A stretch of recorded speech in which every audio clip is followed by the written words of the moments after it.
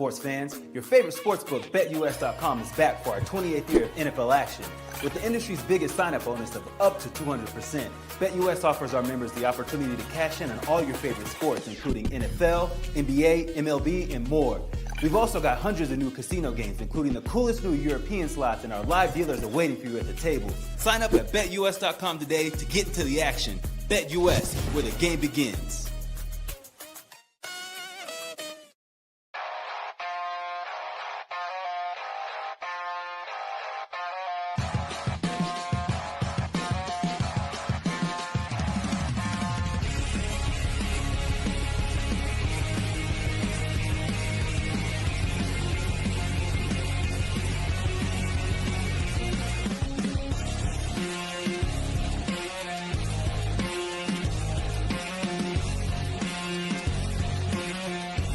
And now, broadcasting live from Las Vegas, the Snake Sports Talk Show with Jake Silva starts now. Well, here we go, ladies and gentlemen. We are back on a Wednesday here on the Snake Sports Talk Show, wherever and however you may be watching and listening. Thanks for making us part of your evening. I'm so excited for tonight's show because a lot is going on. We got new hires. We've also got more firings. Chase Stevis joining us. So it's interesting, man. Like I said, I think the Jets, they're cooking, and it looks, if this was kind of what we predicted, this is kind of what we thought would happen, and the Jets finally got their new head coach. I cannot wait to dig into more of that.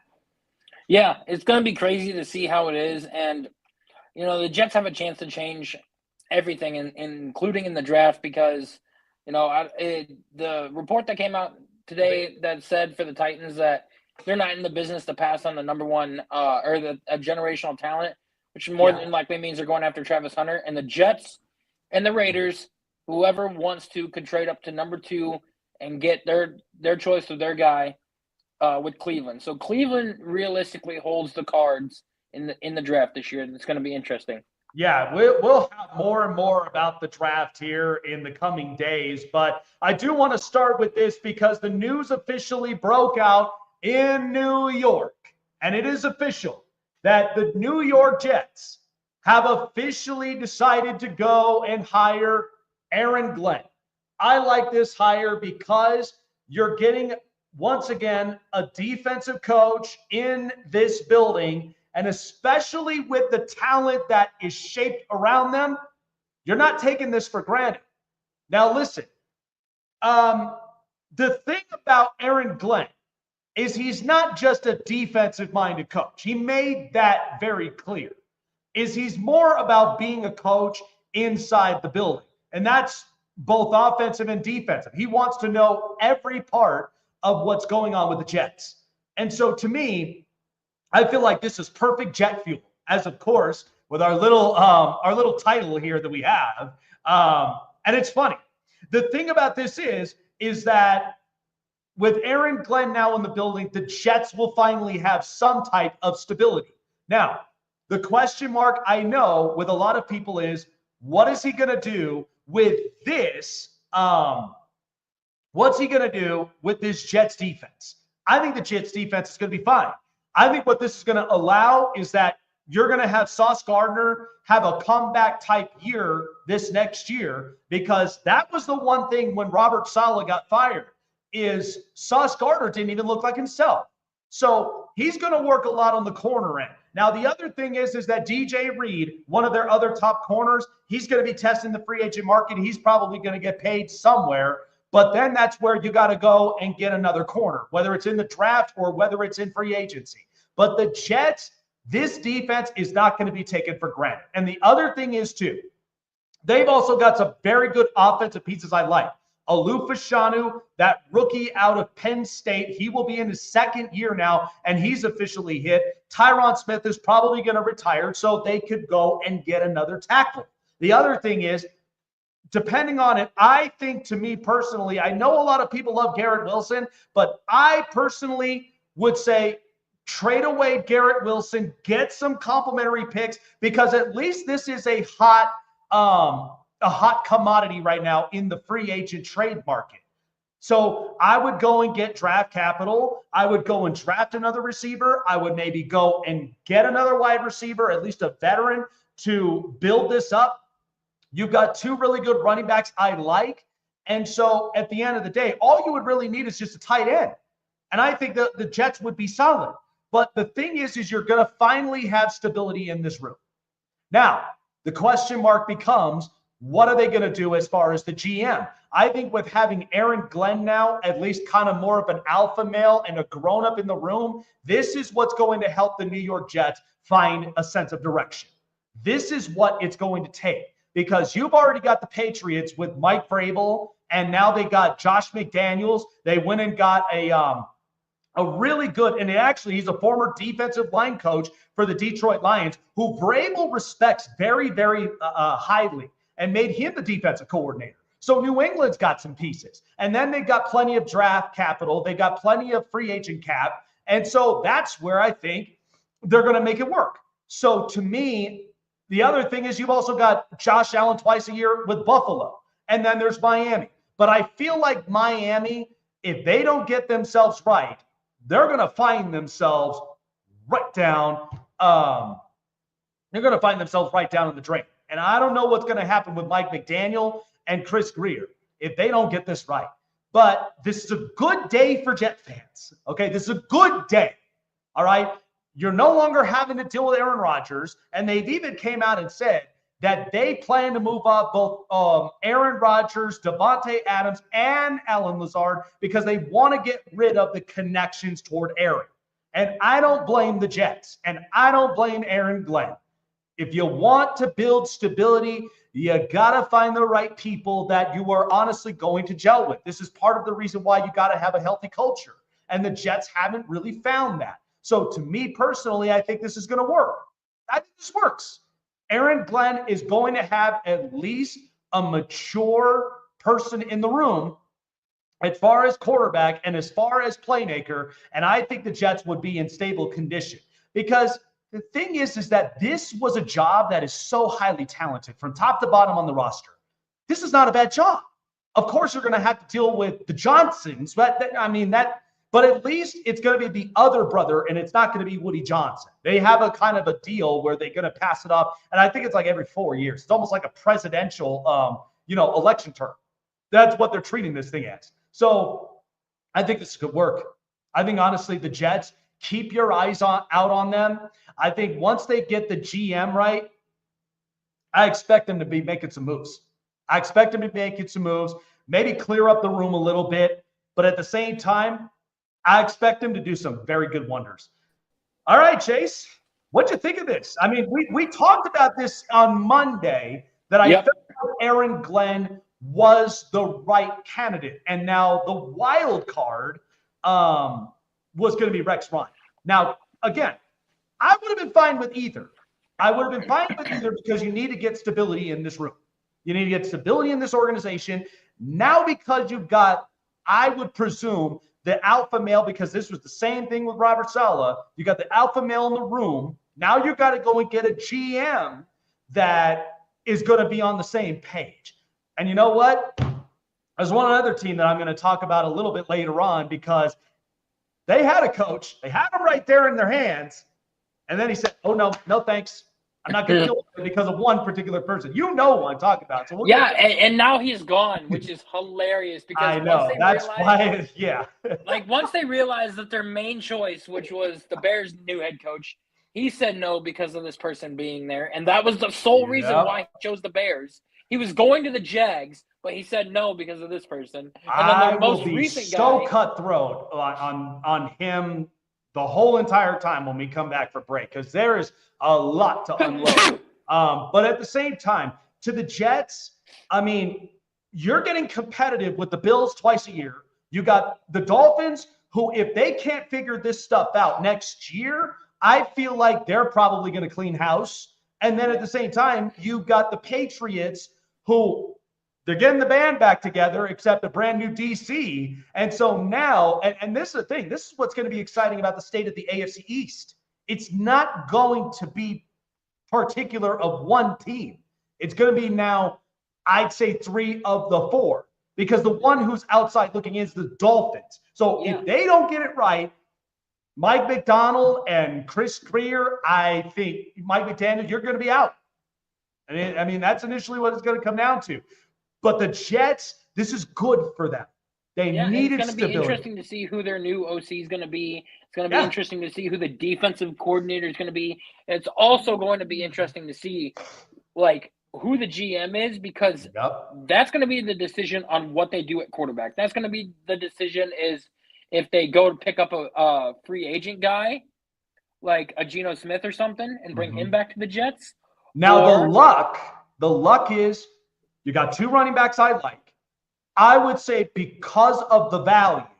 Now, as much as I don't want to get rid of this player, but Garrett Wilson, he's a hot commodity, and his value is very, very good. So I would go and get draft capital back and then go and draft a receiver and then maybe go and pay for one in the market.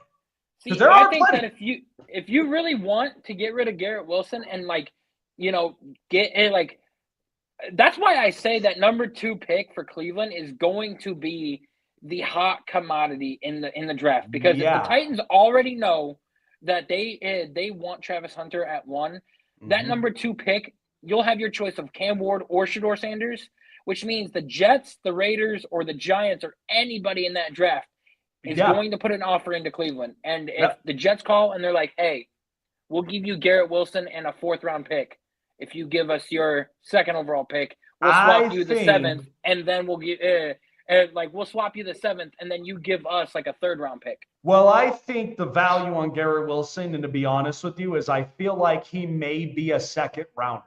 A 2nd round, maybe a 3rd and a 4th, or a 4th, depending on, because they're going to want premiums. That's kind of what I see with the Jets. If they're looking at a guy like Garrett Wilson, who is highly productive, you know, it's unfortunate because of the way it was handled with Aaron Rodgers. I truthfully believe you're going to get some high value. So that's why it respectfully, if I go and get a 2nd, and I've already got a 1st-round pick, you know, if I go get a high 2nd and then maybe a 3rd or a 4th, I could probably then move it, and then I could spend the money elsewhere. Because now I've got an offensive line that probably I could go and get another tackle in the free agent market. I could go do that. And then depending on quarterback, either I draft one or I go into the free agent market and see who's available. So there are plenty of options that the Jets could do. But at least the good news is that defense is going to be a lot better next year. I think Sauce Gardner will be fine.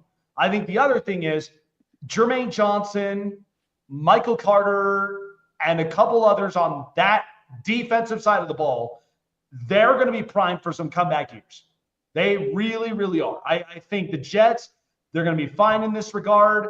I think with Aaron Glenn, you're going to get the best out of these players.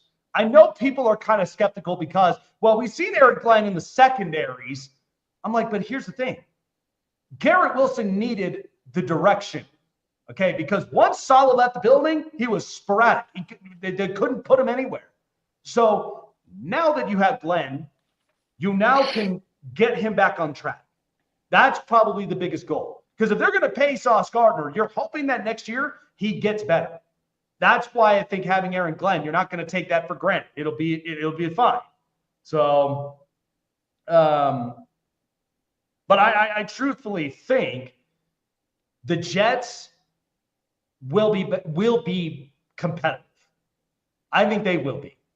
May not be easy against Buffalo. You may go toe-to-toe with New England, and as far as Dolphins go, could go either way. But I feel a lot better about New York today than when I did when they got Aaron Rodgers. I feel a lot better about that. Yeah, it all is going to depend on who they get at QB, because that is going to be the deciding factor of how successful this team is. Because if we had Aaron Rodgers Like if we had 2020 Aaron Rodgers, the one that won the NFL MVP, we would have had the New York Jets in the playoffs this year. Yeah. Yeah. And listen, the AFC next year is going to be a lot more competitive than what this year gave us. Yeah. I see Cleveland bouncing back. I see Cincinnati. Buffalo is going to be competitive. Baltimore's got, they got a bad taste in their mouth. The Chargers have plenty of cap, and they've got, by the way, this is how good Joe Ortiz is. He got a complimentary 5th, 6th, and 7th round pick for 3 players, 3 of them. That's why I'm like, that's actually pretty damn good. They got some assets. So that's why I'm like, there are some teams in there in the AFC that are getting some assets. They're getting plenty of cap. I mean, the Raiders right now, I mean, I know right now the Raiders are kind of looking at themselves like, what are we going to do from here? But I feel like Pete Carroll, he may be probably the most surefire answer that they have.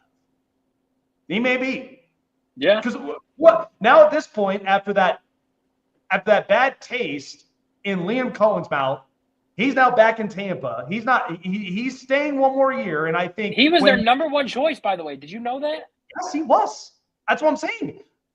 We'll get into that after the break. I just, like I said, I'm savoring the whole feeling because I feel the fire ready to burst. That's why it's insane. I'm like, how do you fumble the bag so badly on that? Like, oh my God. You know what? There's teams that are built to actually make a move like this, and teams that just find themselves short. This is where always Robert Saleh's going to land. There's always it could be. And listen, this is their second chance. This is their second chance to do so. And now it'll be a lot better, but I wish it was sooner than later. Anyway, listen, 2025, we're already in the middle of January, and boy, has it kicked off in a big way. And the only best way to kick off 2025 is getting involved with BetUS as one of the top sports books in the country for over 30 years, not to mention daily fantasies and the best in line sports betting lines, whether parlay leg bets, single bets, what to choose from. BetUS has you covered in that. Plus, BetUS for the 2025 year gives you your very own account manager when you sign up so that you will never, ever get off the edge of your game. You're always on top of it. Latest analytics, latest stuff to know, stats, all that good stuff. And this is what we got to do on our show. We always got to stay on top of this stuff. And BetUS will do the same for you. When you sign up, $50 or more into your deposit with 3 deposits that go up to 125% bonuses of up to $2,000 in bonuses just by 3 deposits down. Triple the fun, triple the opportunity for you to win some big bucks. Not to mention the best in-line casino entertainment when you check out BetUS.com for yourself. Gambling problem? Call 1-800-GAMBLER or seek therapy in your respective states, wherever you may be at, because BetUS doesn't want you to gamble irresponsibly. They want you to enjoy the fun and gamble with the best of the best at BetUS. BetUS.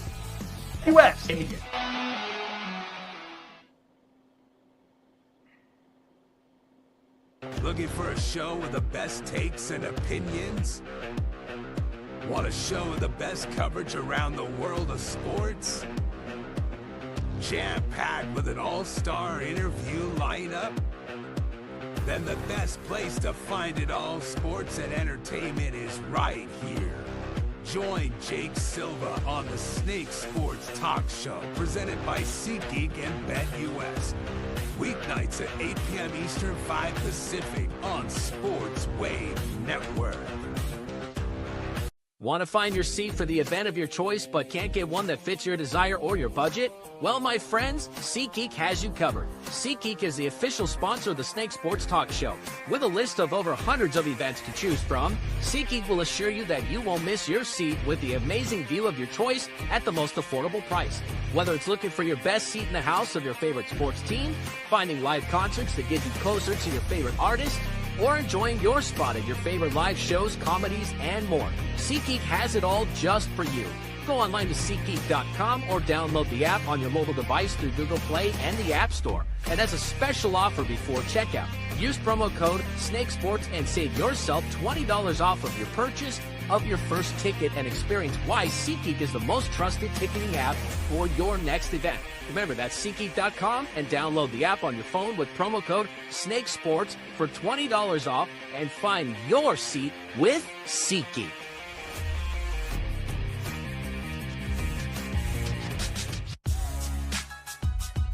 All right, so this just hit early on the show. Welcome back in, guys. Glad to have you all here. So the Jacksonville Jaguars, boy, what a comedy show that this is. And should I have expected any less? No, it's about the same old Jacksonville. Seems to me like, and I've been in Jacksonville once in my life. Very, very humid. Like I'm talking 97% humidity. Skin sticky. Now, yeah, you might be able to like have clear skin, but at the same time, the only thing that I think they care a little bit more about is their wrestling and all the rest of the stuff that goes on in Jacksonville. But so this just hit, and I'm not surprised about this, and honestly, neither should you, is that the Jacksonville Jaguars, because early on they fired Doug Peterson, but they went with the idea of keeping Trent Baalke. Now, here's the thing that Jacksonville knew they had to learn their lesson the hard way, is because Trent Baalke and a lot of very trustworthy people doesn't trust Trent Baalke. They will not do business with him. Go back to 2014 with the San Francisco 49ers. Jim Harbaugh was there in San Francisco. Okay, and he came on this job at 2011 and took the team to the NFC Championship with Alex Smith, Frank Gore, and another multitude of very good, talented players. And Jim Harbaugh was able to build a culture. They were run-first offense. They were also more of a ground-and-pound, sock-you-in-the-face type offense and defense. I mean, they were the kind that were just relentless. They had very, very good players on defense. But then, after the Super Bowl in 2012, which is unfortunate, the team still managed to be competitive, but it was slowly starting to come down. But the truth of the matter is, Trent Baalke was the GM in San Francisco, who was also responsible for the broken ties with Jim Harbaugh, which caused Jim Harbaugh, after parting ways with San Francisco, to go back to his alma mater in Michigan, win a national title, and the rest is history. But Trent Baalke hired Jim Tomsula, and what happened then? They completely tore themselves apart in 2015. 2016, they hired Chip Kelly, and it got worse from there. That's why Trent Baalke had always been on the hot seat. And the thing about it is I feel like Trent Baalke, in my opinion, feels very egotistical, a guy that is never going to change his ways, more of, like a kind that's like more machismo, like I'm the one who could build a success. Well, then when he got to Jacksonville, he's responsible for Urban Meyer. And listen, Urban will still go down as arguably one of the greatest coaches in college football. He still will. I remember watching him in his days in Utah, Florida, and Ohio State. All of those successes will never go unheard. So Urban Meyer, even if he didn't succeed in the NFL level, did not hinder his chances as far as being a Hall of Fame college football coach. It didn't. But Baalke is also responsible with Doug Peterson, but yet not building around the talents you should have. And when Doug Peterson got fired at the end of the season, what was weird is how Trent Baalke, his job was retained. Listen, I know Brian Thomas was a hit, but look at this roster. Josh Hines-Allen is a very good pass rusher. Oh, and by the way, Caleb on Chason, you know where he's at now? Balling out with the Raiders. And the Raiders should respectfully give him a contract after they just put him onto the practice squad and now he's balling out. I would literally give him a contract after all that. The other thing is a couple of other defensive pieces. Where are they now? They're nowhere to be found. And at the same time, offensively, the offensive line is not that great. And they thought they fixed it, but it didn't work. And then Trevor Lawrence got hurt again. And Trevor Lawrence, by the way, $55 million a year that you're paying at quarterback, who only has one playoff win thanks to Brandon Staley. Jacksonville hadn't even been back in the playoffs since 2022. And Trent Baalke's responsible for all this. Now, this was a source that actually came out, and this was true. So one of the hottest commodities, and Chase and I talked about this on Monday, is I felt like this was the perfect fit for Liam Cohen. This was perfect. Stays in Florida, never has to travel too far. Not to mention, offensive-minded coach with not a ton of pressure. Because Jacksonville, let's be honest, the bar isn't even set that high. It's not that pressurizing, okay? Because everybody knows the history of the Jags. Okay, they've made it to the AFC Championship game multiple times, and the latest one was 2017 with that great defense. We all remember that. The other thing is, there's not a ton of pressure because look at the AFC South. Look at the state of it. It's wonky. Texans, Colts, Titans, number 1 overall pick, and then there's the Jags. And the Jaguars are up there in the top 5 picks. So the thing that everybody was afraid of was how Trent Baalke was still there as the GM. Nobody wanted to work with him.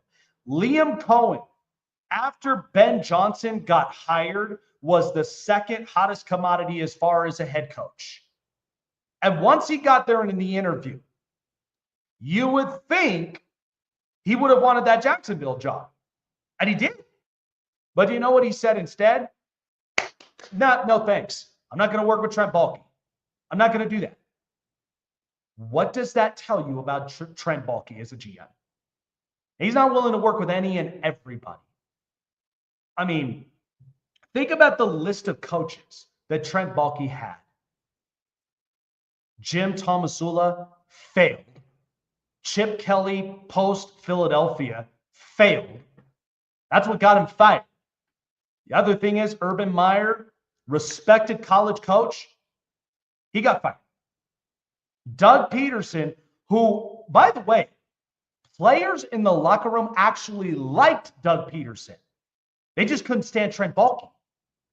So I felt like Shad Khan, in my opinion, kind of wasted the timeline to fire him. If you were going to fire Doug Peterson, I would have fired Trent Baalke too. Because the thing about it is, this is why I think it's so unique about the Raiders and the Jags, because both of them kind of had to deal with this predicament. Now, the difference is Tom Telesco produced Brock Bowers, Jackson Powers-Johnson, and a couple other players. The knock on Tom Telesco is after the third round, he's no good. That's his wall. And that was where the problem was. I would have been curious to see what he would have done in year 2 with this Raiders roster. I felt like if he learned his lesson, he probably would have. But once Doug Peterson got fired, Trent Baalke was retained. And you know what it felt like? It felt a lot like the Giants. I was okay with Brian Daboll getting retained, but why is Joe Schoen still there as a GM? Why? All of the red flags all came out on Hard Knocks. Didn't draft a quarterback, traded for a defensive player that you should have worked more on offense, especially with the offensive line outside of Andrew Thomas. And just you let Saquon Barkley leave the building. To me, I would have fired Joe Schoen. And listen, I'm not all about firing guys in the first year, but you should have at least a common sense what's going on. And with the Cons, they're just a weird ownership. The fact that you fire Doug Peterson and not fire Trent Baalke leaves me to believe, what the hell are you doing? If you imagine this, if Trent Baalke was fired along with Doug Peterson, I'd say Ben Johnson would consider Jacksonville new owner, new GM, You got a new playbook. You probably would make Trevor Lawrence work, another talented quarterback who has a bunch of years on his belt. You just got to get him right on track. I mean, rather than having to go into year 2 of Caleb Williams in a bigger setting like Chicago. And that's why I'm curious, and we'll talk a little bit more about Ben Johnson in Chicago because, again, I hope this works. But Jacksonville, there's not a ton of pressure. The division's wonky. There's not a whole lot of expectation. There's not a bar that's set in Jacksonville. By the way, when I talked with James Canada on this show, he even told me himself when it came to Tampa Bay, it's cocktails in the morning in Florida. There's not a ton of pressure there, whether you're in Jacksonville or Tampa or Miami. You're fine to be who you are. And so Trent Baalke, though, with him being in that building and Liam Cohen, who decided to back out and stay in Tampa, what does that tell you? Baalke was initially the problem. And for the fact that Shad Khan had to wait this long, I would have fired Trent Baalke sooner than later. I don't know what I'm doing wasting my time with this. But that's why I think the Khans, they are learning their lesson with this.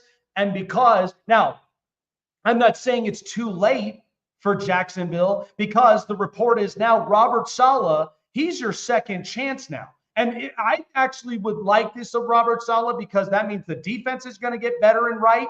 And like I said, if I'd say their first pick in the draft should be a corner, and I like Will Johnson from Michigan because at least that solidifies their corners. And then you're going to get the best out of Josh Hines-Allen. You're going to fix up that front.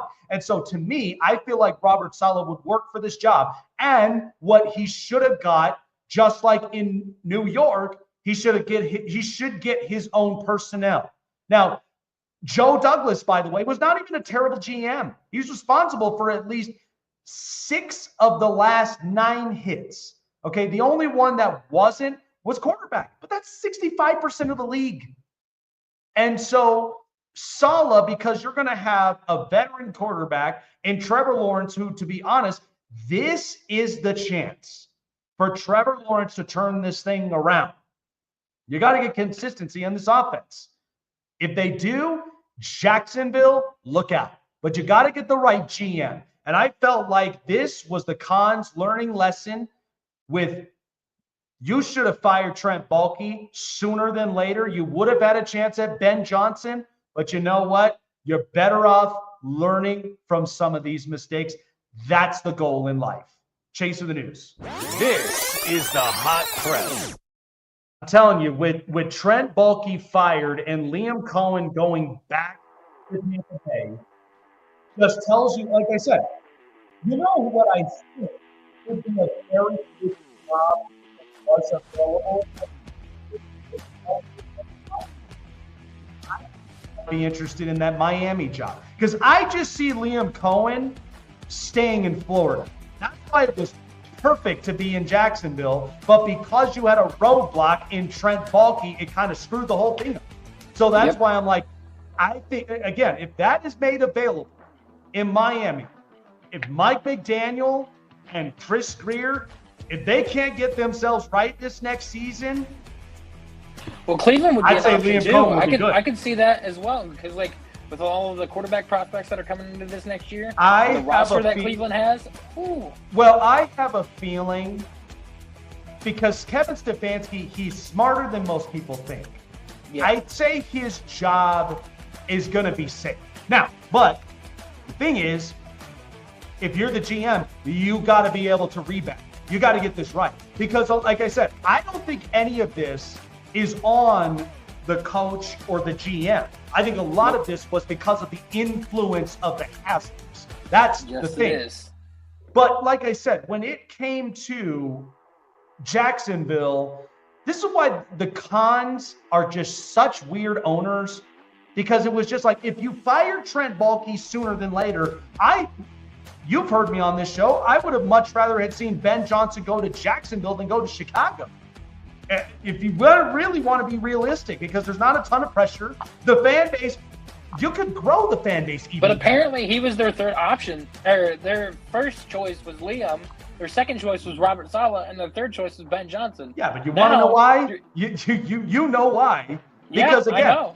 all of this is because it's all because Trent Baalke, there are certain people he won't work with.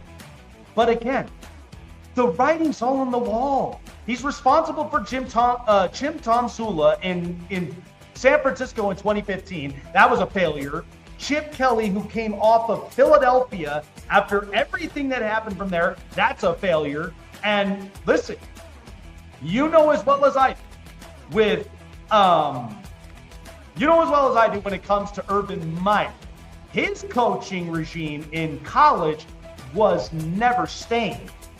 It's just, I mean, if it didn't work in the NFL, it's not going to stain Urban Meyer's legacy, because we know him to be a great college coach. Utah, Florida, and Ohio State. He's done a lot of great things at that time. Don't forget Bowling Green. Bowling Green, yep, another one too. And that's the thing, is I just think a lot of this is just all falling on the GM. Just because you get Brian Thomas right doesn't mean that you are the answer. That's why I'm like, yeah, because of all the contracts that he signed, you signed Christian Kirk to a massive contract that should never Christian have been Kirk to a contract, Gabe Davis to a contract. Yeah, where have they been? Yeah. No, but the piece of news that I have today is now that there's been 3 coaching options available. Yep. Or done. There's 4 that are available: the Jags, the Saints, the Cowboys, and the Raiders. And right now, the lead guy that it seems to be for the Jags is Robert Saleh, and then for the Raiders, they're going to request some more interviews, but it looks like their lead candidate is Todd Monken. Nobody wants that Saints job right now. They have not had anybody come back in for a second interview because nobody wants the job. I think they're probably patiently waiting on the Saints job. If I'm like hypothetically looking at this when it comes to the Saints job, we know that there's going to be a lot of dead money cap they need to get rid of. But I think they're kind of patiently waiting to see what happens. So they're not in any rush. I think because you're not going to get any kind of coach in this building. You got to get the right one who's willing to at least handle this kind of amount of crap. Because remember, Denver had to go through this with Sean Payton. When Sean Payton came into the building, they had to deal with that Russell Wilson contract. They had to deal with like a multitude of messes that George Patton and all of them that they kind of put themselves through. And even that one was not as bad. Sean Payton was able to turn this thing around. They made them into a playoff team. Now, because they're on the other side of the light here, now they're going to be a lot better of an organization. They will be back to stabilization. I just feel like you're not going to hire any coach in particular. I think you got to handle the right one to at least handle the cap hell.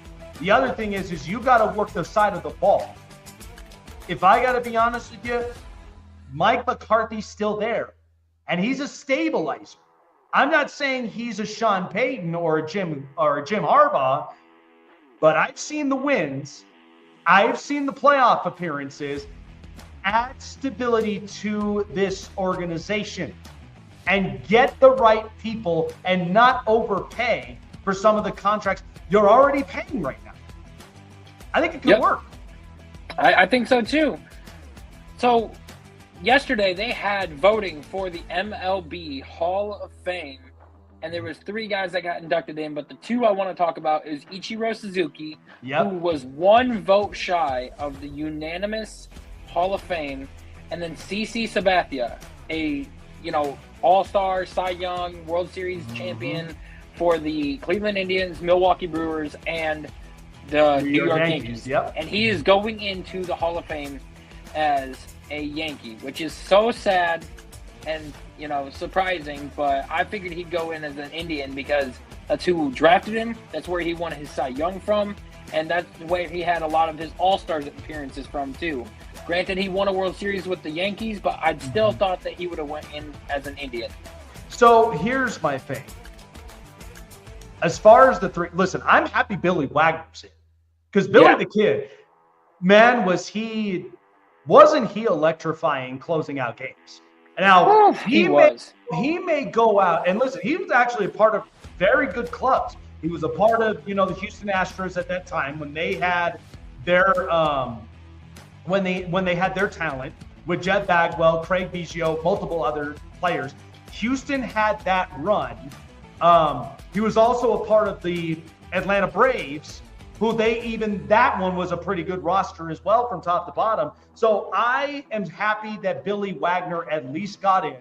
Ichiro, my thing on this is, I knew Ichiro would get into the Hall of Fame because a part of this is that they were going to add in the hits he also accumulated when he was in Japan.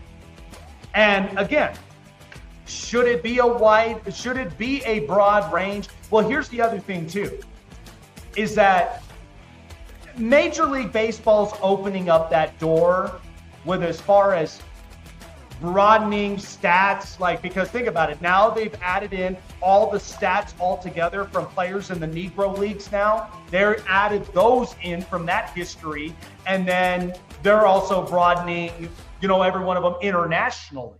So Ichiro Suzuki, though, think about how electrifying he was in 2021 or 2001 with that roster and Rookie of the Year, got the team to a ALCS, Jay Buhner and all that.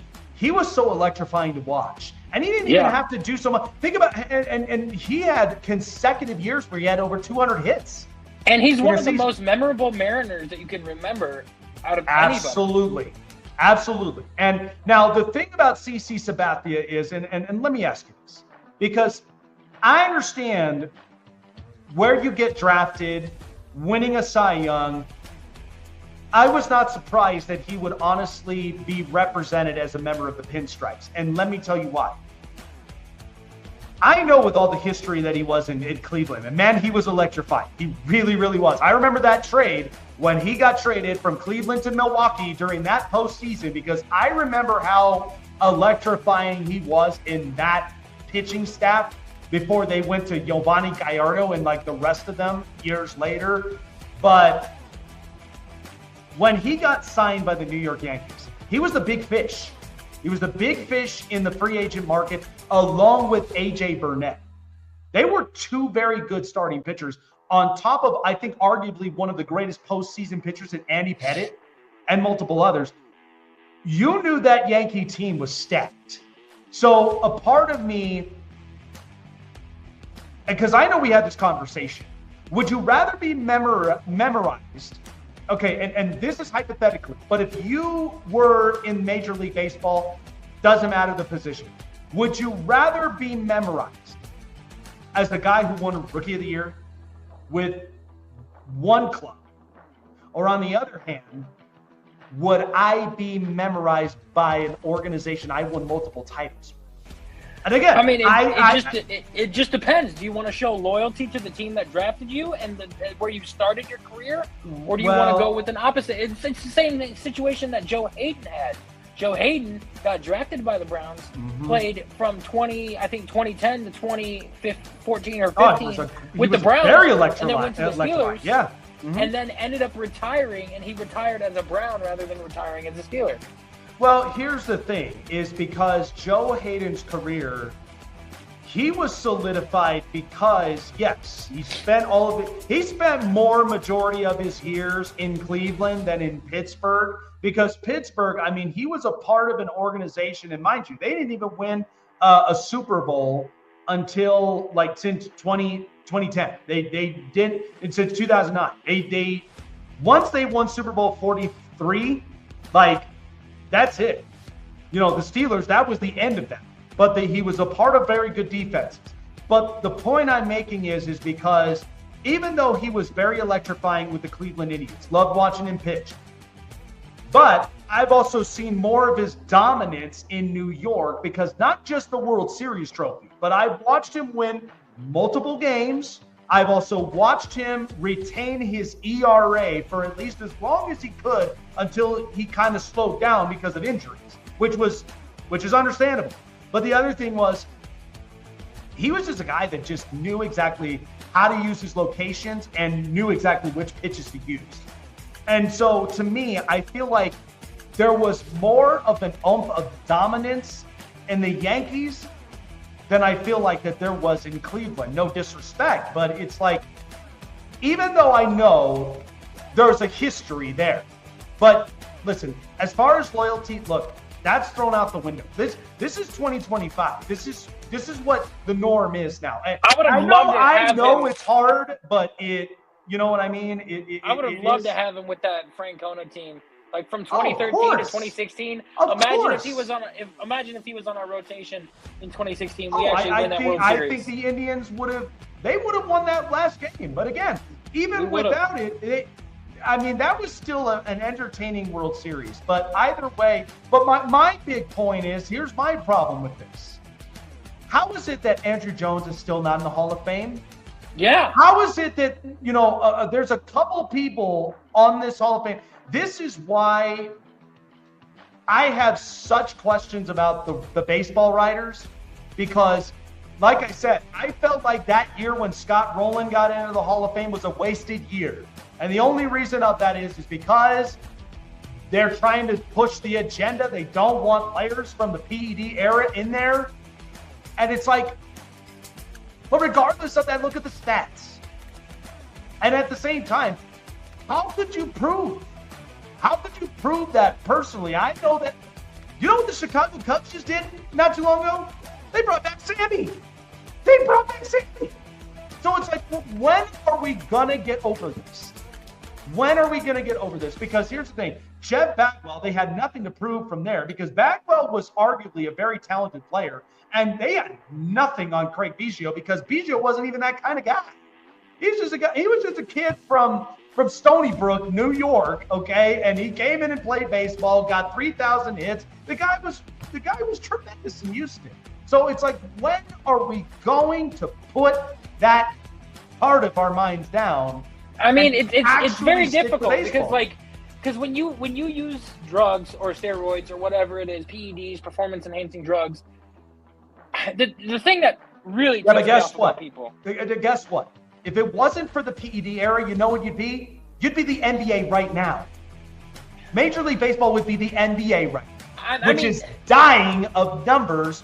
And now, because baseball, post that era now, they've come into this point where now I've got 3 of the best Japanese players playing for one organization, and they've won a World Series, and they're probably going to build their dominance of their dynasty. But rule changes, sped of the game, it's getting better.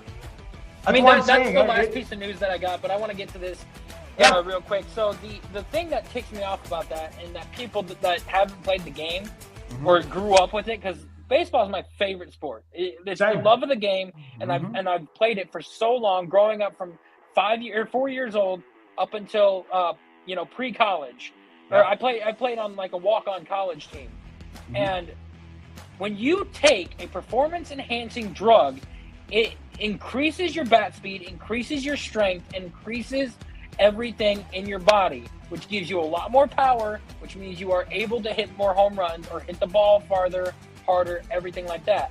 These baseball writers want to make sure that these guys that basically cheated are not in the Hall of Fame, because if you can't do it naturally, you don't deserve to be in there. Even before Barry Bonds even took PEDs, look how fast his bat speed was in Pittsburgh. I mean, how can I fight that? Because here's the thing. But if he doesn't take the PEDs, does he hit 765? How could they prove that with him? How could they prove that with Barry Bonds? Truthfully, I understand that there was a part of it that went into play. But Rafael Palmeiro, absolutely not. Roger Clemens, yeah, I would probably say no. But then Sammy Sosa literally broke down and talked about this. But then the other thing is like, you look at Mark McGwire, you look at Jose Canseco, and like a bunch of other players. But when it came to Barry Bonds, I've watched those highlight tapes from Pittsburgh and on to San Francisco, and he still had arguably one of the quickest bat speeds. He still did. Whether with or without it. And this is why that I'm like, it's so misconstrued in a way, because at the same time, the stats are the stats, and everybody has to realize, I mean, we watched the documentary of the 98 season, right? We all watched it. How big were the numbers before the 98 season? It was not that great until Mark McGwire, Sammy Sosa, and Ken Griffey Jr., they all happened. And that was when it was the race for the long ball. Everybody tuned into it. I remember that by heart. And so that's why I'm like, it's a misconstrued topic, because at the same time, I mean, I just looked at the list for the 26 candidates. Ryan Braun, Gio Gonzalez. There's several other players I really like. But I'm telling you, I mean, think about this. Ryan Braun, he was sidelined the entirety of the season because of PEDs. But think about it this way. Did he literally get yoked? I think the part of it was that it was more of it's a recovery form. When I last dug into the topic, when it first came out, it was fresh. I was in high school when this came out. I looked deep into that topic, and it was more of like, just a recovery thing. And again, they now have had it to where they regulate some of the gels that they use now for recovery purposes. And then, of course, there's the form of HGHs that usually would be formed and mixed in the same time. But Ryan Braun, I still felt like Matt Kemp should have won the MVP in 2011. Personally, truthfully, because then that 2012 year would obviously be Ryan Braun. Because Braun was tearing it up. I mean, he had a tall, lanky, and he had that kind of swing, dude, that it was just... He had like a Travis Hafner kind of swing. Yeah. Well, and the thing is like, it was just so easy. But at the same time, I just feel like there are still players on there that I still question why they're still there, because, again, Andrew Jones is my hot commodity, because have they seen how many gold gloves he's won? Have they seen how many silver sluggers that he's had? And not to mention how impactful he was in the Atlanta Braves organization? Yeah, I agree. When are we going to honestly put that into consideration? That's why I'm like, okay. I mean, to me personally, I felt like these three were okay, in my opinion. I feel like you probably could have gotten another year from CeCe. That's just my opinion. I would have got one more year. He's not out of the ballot. He's still fresh. I think you would have at least got one more year with CeCe. Then he would go in, because I just would want to see Andrew Jones in there. I'll be okay with it until he is. But I just feel like there's just something about that with baseball writers. It doesn't sit well. Yeah, I agree. Now, the last piece of news that I have, we'll stick with the MLB. And I looked into this because my brother had mentioned something to me about this. And it's about the Roki Sasaki. Yeah, Roki Sasaki. Contract. So his manager came out and said that he's got some mental health issues, that he does not want to be in a big city, a big organization, and have to deal with a lot of the media. He wants to go to a small market team. That's one thing that's kind of concerning. Another thing is that, he had a contract in place ready to sign with the Toronto Blue Jays for more years and more money than what the Dodgers were offering. And he turned it down to go to the Dodgers at the last minute. And from what I looked at, is the Dodgers are being investigated because they are questioning why a player is being offered more money, more years on a contract, and not just more money, about $25 to $30 million more than what he is offered with the Dodgers. And then you back out of the contract and go sign with the Dodgers. So, and it is true, the Dodgers are getting looked at for I don't know if it's a tampering issue or what it is, but they are getting looked at and investigated. You know what it is? I'm playing with Shohei Ohtani. Should I go chase for the bag, or should I go chase for titles? Okay, look, I understand. I truthfully do understand everybody's frustration, but get over yourselves. You're the same people that basically collect, baseball cards, these weirdos. Like, just drink a beer. Because here's the thing, and it's actually funny because there was a piece that Chris Rose, I'll see if I can bring it up, but there was a piece that Chris Rose was talking about in regards to this. Because, and everything he said was true. Everything he said was absolutely 100% valid. I could probably, I'm going to bring this up, but my finishing topic with this is that, listen, how many times have the Toronto Blue Jays come up just a little short and then they lose? They did it several times. They came up short with Shohei Ohtani. They came up short with a couple of other players. They could never quite get the deal done. You know what the only deal they were able to get done? Anthony Santander. That's the only one that they were able to get it done. So again, I think I'm not pinning this on Toronto in any sort of way. But my point is that when it comes to, when we go into these negotiations and all the rest of it, I just look at the players and it's like, do I want to chase the bag and maybe not be able to see a World Series? Or do I go and win titles because I have a very good team I'm able to get in with. I'm able to get into the big game. So that's the thing. And Roki Sasaki and multiple others, they're willing to do that. I mean, you got to think, Yoshinobu Yamamoto, he came in with a big contract, and that's another fellow Japanese player who's very trustworthy, right? So it's like you're getting familiarized with two players, and I think that's kind of more the impact.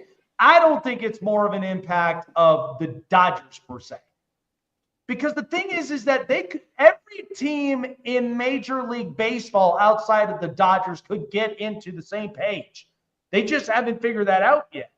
It's not illegal. It's not anything that's worth like a tampering deal. I just think it's more of, I got the players, I got the camaraderie. That's really what it comes down to. I don't think of nothing else but that. That's it. Yeah, I agree. And like I said, the people that are complaining the most, get over yourselves. Who cares? Because honestly, if you would have figured out the same, by the way, Andrew Friedman, you know that there was an interview that he actually planned for this way before he ended up taking this job. He had a financial plan. And this is a guy who was doing this as well in Tampa. Yet how many World Series did Tampa win? And here's the thing. The Dodgers, what's funny about this is, okay. All right, let me go ahead and play let's play the thing and chase the news. This is the Hot Press. I just wanted to wrap this up because I do have the soundbite, by the way. So Chris Rose was very blunt, and he was very honest about this. And again, Chris Rose, he's a guy that I respect a lot. I like Chris Rose. He knows a lot about baseball. He does. And so to me, this was the soundbite that we got here. For all of my audiences and my listeners, take a listen. The baseball's got is that they've got a perception problem, not a reality problem. The perception is we shouldn't even bother with the 2025 season. Here's the reality. We've had 25 seasons since the turn of the century. In how many of those years did the team that had the best record win the World Series? You want to give me a guess? 6. You nailed it. The Dodgers last year became the 6th team that finished with the regular season's best record to also go on and win the World Series. The other thing I hear from people is that, well, if you don't spend in the top half of the payroll, why even watch the season? Here's the reality. Same thing goes in the NBA. I just did the previous 8 years. Here's where the opening day payrolls ranked. Dodgers, and going backward of all the champions, 8th, 9th, 11th for the Astros, 13th for the Braves in 21, 2nd, 7th, 1st, 18th, and 14th. The NBA champions over that same span, Boston, 6th in payroll. Denver, the year before that, 9th, 1st, 13th, 3rd, 1st, 2nd, 1st. The point is that good players cost money. If you don't want to watch baseball because you think, well, my team has no shot, so I'm not going to do shit. I'm going to go on to the next thing. And that's on you. And oh, by the way, all you people who are complaining that you're not going to be watching baseball, I'll see you March 27th on opening day because I know you're going to be there. I mean, is he wrong? You know what I mean? So I thought that was probably arguably the best soundbite that I could have because he's right. Think about that. That many baseball teams who had arguably the best record in Major League Baseball, only 6 of them were victorious. 6. Yeah. You watch baseball as long as I have. Look at the 01 Mariners. Yes. 118. They had arguably the greatest season in Major League Baseball, and yet they never won a title. Okay. Not every team that goes in and walks in with a record. I mean, we just watched the downfall of the Detroit Lions this year with injuries, 15-2. Yeah, what happened? Look at the Arizona Diamondbacks like a couple years ago when it was Texas. Right. The Diamondbacks barely made it into the playoffs. They made it in as the last wild card team with like an 89 and like 86 by the way, record. 2011. The Milwaukee Brewers had arguably the best record in Major League Baseball. And the wild card team, the St. Louis Cardinals, literally knocked them out. Yeah. That's the thing. So it's like, I think because in life, we have some type of perception that not everyone is going to be on, right? And that sometimes is what makes it confusing for the general public.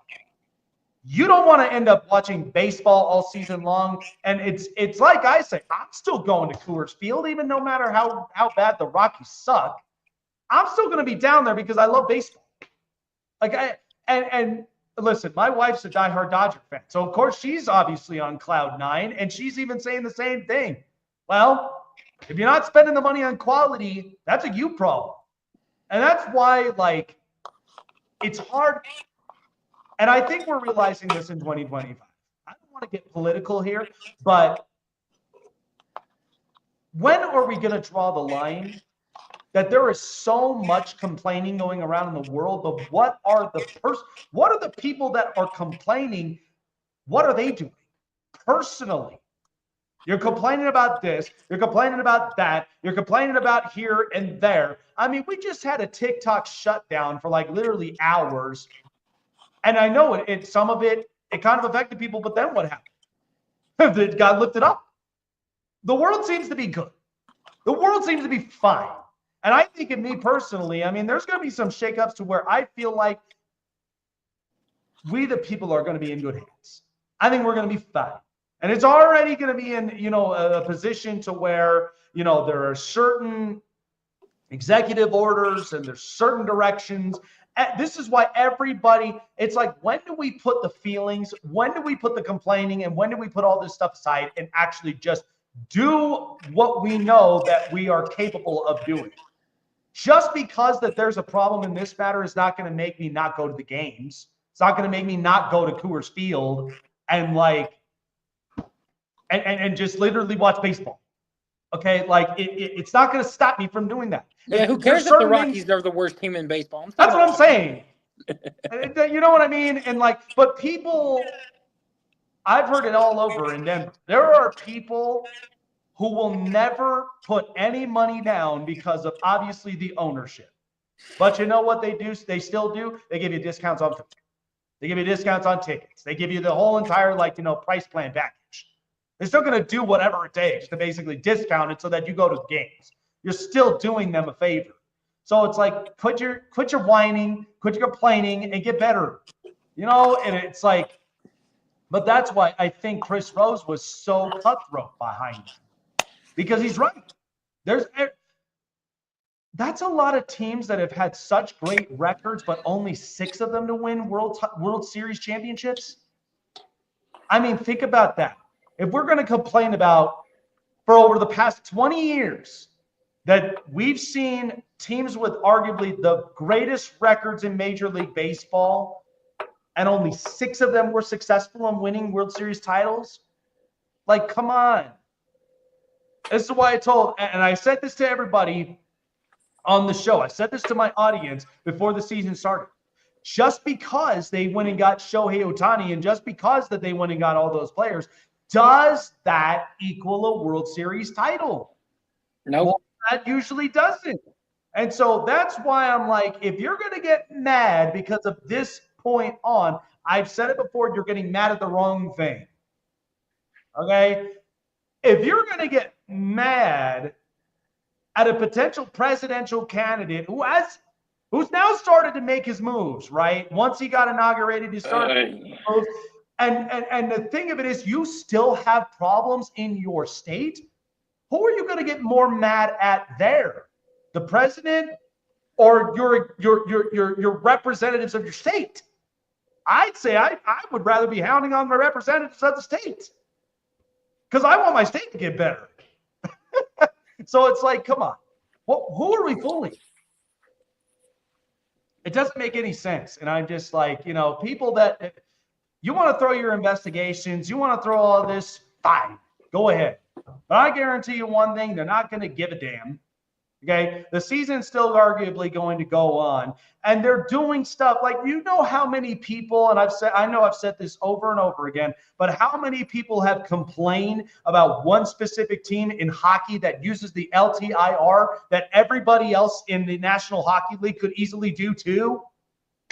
I mean, the Colorado Avalanche out here, they still have Gabe Landeskog. They have no idea what they're going to do with him because of the injuries, and they don't even know if he's going to skate on the ice again.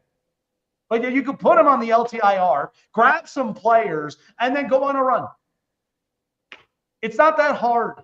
16 other teams literally have done this. I mean, nobody, when Tampa Bay Lightning, when they were doing the raid, nobody questioned about that. Nobody threw out any investigations when it came to that. And by the way, look at the Yankees dynasty. Did anybody throw any investigations at them? No. Why? Because we were in hot stove times. It was East Coast. It was Red Sox, Yankees. Nobody questioned. Like, why are we doing this now? Is it because it's like, this is how you feel? Grow up. Give me a break.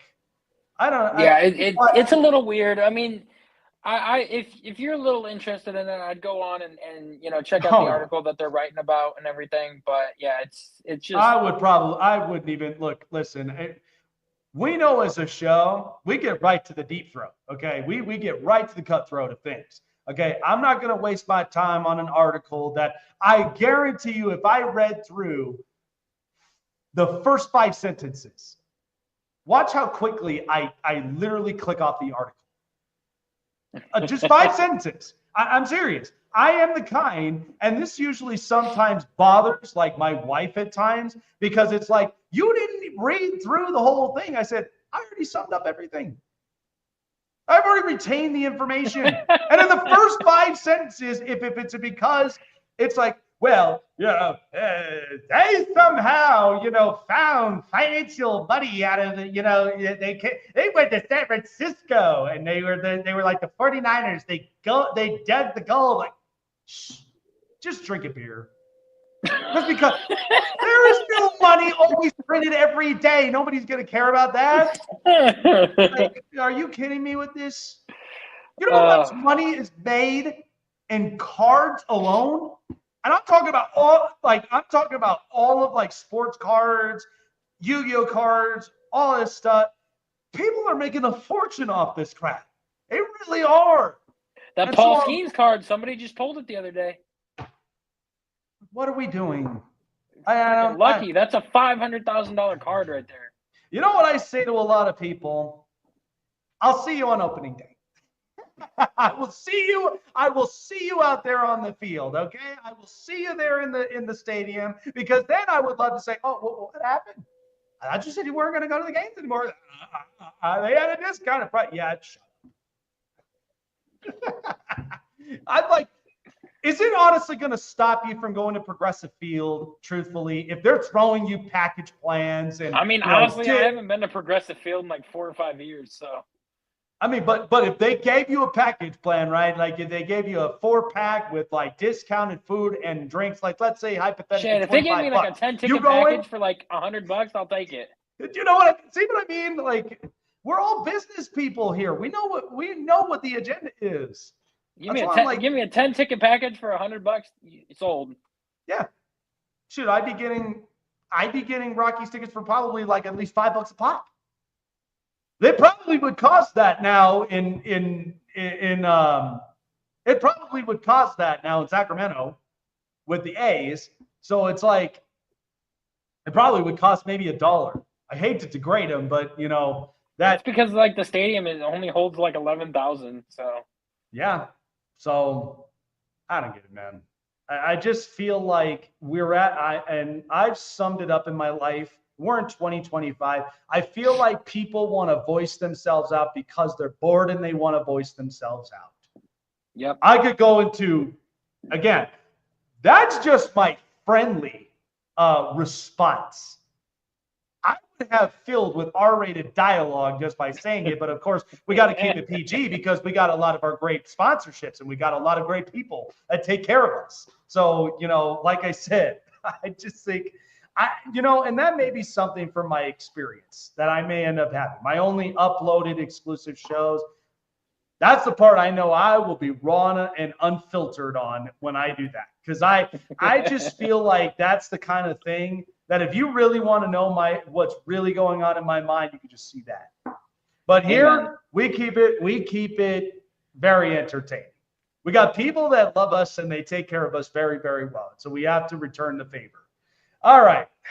Good stuff. Appreciate everybody for being up on here tonight. We're back up on it on Friday. And as you know, AFC and NFC Championship prime predictions, Commanders, Eagles, Chiefs, and Bills. Can't wait to tap into that. All right. We'll see y'all on Friday and have our predictions from there as we get closer to Super Bowl 59. It's going to be a lot of, I can't even wait for it. Am I going to party? Am I going to party like it's 1992 or are we going to party like it's 2022? I could get either one of them. Party like it's 2012. Oh, God. It's going to be fun. But in the end, appreciate everybody for coming on here onto the show with myself and Chase. We'll see you guys on Friday. Take care of yourselves and cannot wait for the prime predictions. We'll have it all more for you. See you later, folks.